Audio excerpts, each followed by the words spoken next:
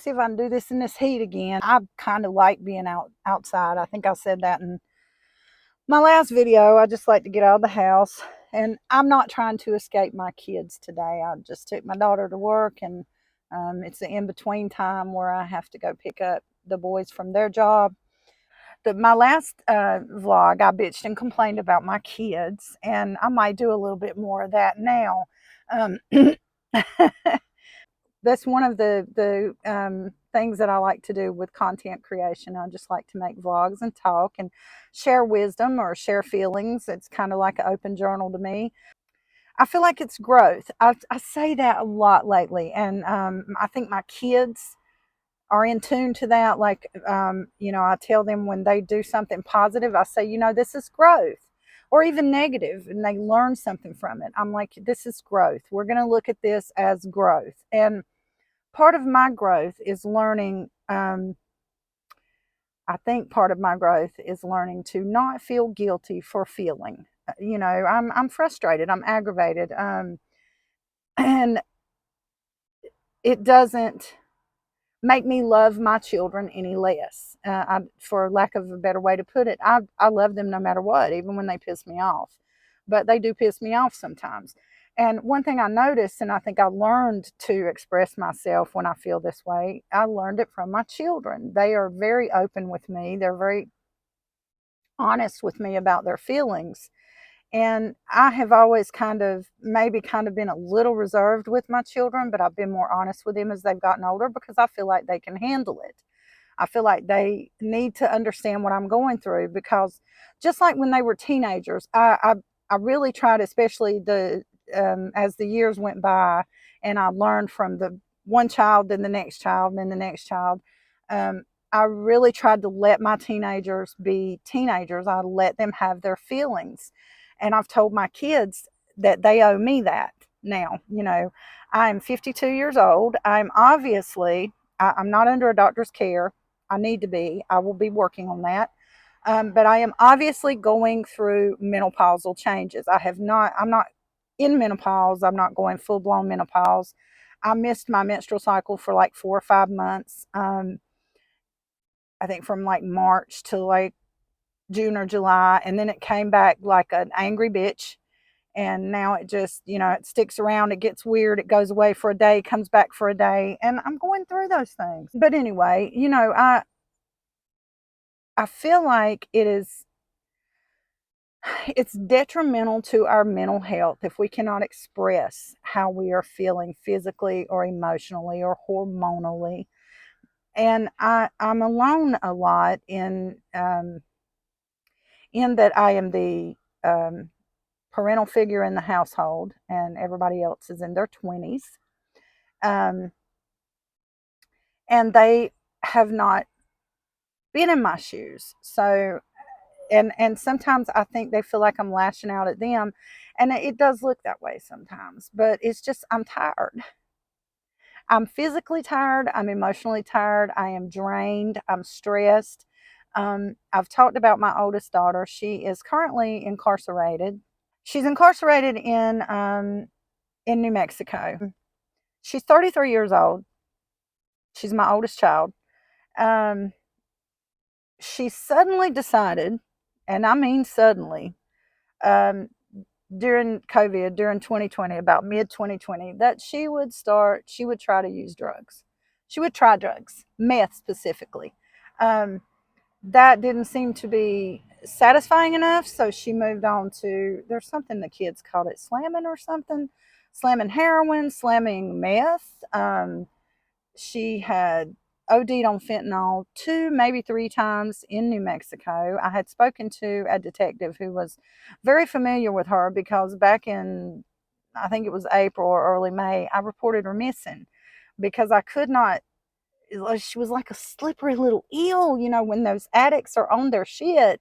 They're hard to keep up with. And I talked to a couple of detectives, a detective and a police officer who knew her there, and she was in a pretty bad situation. She was very strung out. So I was really concerned for her. And when they did find her, they picked her up and arrested her because she had pending charges. But anyway, it is a long, hard road with her. But I love her and she's my child. And despite her mean, hateful attitude, I still want her to be okay. She's been in jail probably since May. So we're talking 3 or 4 months now. And it's driving her crazy because one thing you can't do with her is try to confine her. That was a problem we had when she was a teen. If we grounded her, she would run away or she would start some trouble, which is mostly what she did. But it was pretty hard raising her as a teenager. We had a really hard time with her. And I'm having a hard time with her now that she is in jail.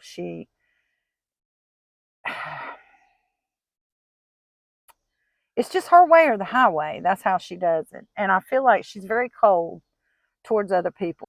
Her situation is the only situation that is important to her right now. But we text now. I don't give her money for calls because she wastes them. She absolutely wastes them. She wastes the text too. I pay for those texts. And maybe it sounds selfish to other people, but when you know our financial situation, $20 was hard for me to make. It was my money. It was not anybody else's in the household's money. When I sell something online, I put it straight into her, giving her money for commissary or putting a text package on so we can text. And she wasted. And now it's depleted. And I'm trying to explain to her that we have a situation at home where we're trying to get our bills caught up. We just spent an excessive amount of money getting this car right because I kept getting pulled over in it. We just could not afford to get all the things done that needed to be done. Times are really hard right now.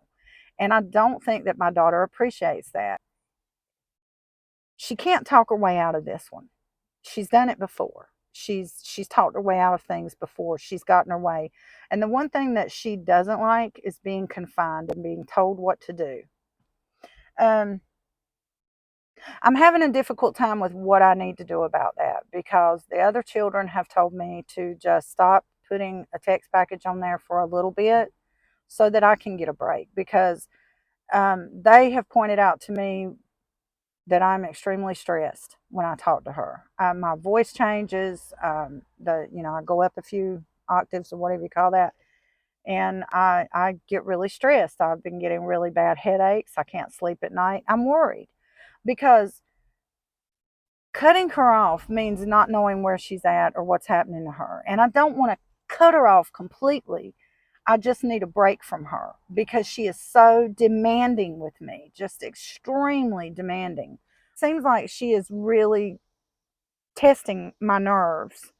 And it's typical for her. It's not even, most of it has nothing to do with the drug addiction. Just, I feel so guilty. Like, what if I stop talking to her for a week and they let her out and something bad happens? What if I continue to talk to her and I get so fucking stressed I have a damn heart attack? Like, I cannot deal with her. Talking to her stresses me out, fucking stressed. And I express it maybe different than other people. I mean, we all do. We all have different ways of coping with different feelings and things that we're going through. And I have always been a very stressed person. I am always, I think one word that's used for it is high strung. And I'm probably a little high strung because I think I've just always been that way. I've always had a desperate need to fix things, a desperate need to make things right. And when I can't, it's extremely stressful. Um, and I can't control this situation. I worry about my kids more than I worry about anything in this world. And as much as they make me angry, that anger comes from love because my children are everything to me. Especially when their dad died, I felt like it was one of the last things, one of the very last things that Julian said to me in a conversation we had um, a few days before he died. He said, "I always take care of my kiddos." He had this weird conversation with me, and I know he knew he wasn't coming home. I know he knew that. But he called me out of the blue one day and he said, "Woman, I just want to tell you," and I have to do his voice. I want you to always be patient and take care of my kiddos. Everything gonna be all right. And it kind of like it floored me because I was like, "Are you?" Let me get out of the sun. I said, "Are you leaving me?" And he said, "No, no, no." He said, "I just feel like I need to call you and tell you that I love you and you're a good mama. You a real good mama, and you're gonna be okay. And always be patient with my kiddos. Their hearts gonna break." If y'all could have heard him saying it. They say you get chills from head to toe. When you feel that real feeling of that there's something happening, and premonitions sometimes aren't straightforward. You can't just say, well, this is going to happen, so I got to do this. Sometimes you just know that it's going to happen and it's going to be bad. You just don't know what it is. And that's what was with my husband, Julian. He spoke a word to me before he passed away. And I think that it was of biblical proportions to me. It stuck with me. And that's one reason I haven't really dated. I wanted to be there for my children when they were little. I did not want to lose focus by focusing on a man. So I chose to remain single. And I got a lot of shit for that too, by the way, which I think is pretty shitty, especially of any other woman, to act like something's wrong with me because I want to stay single. My main reason for doing it,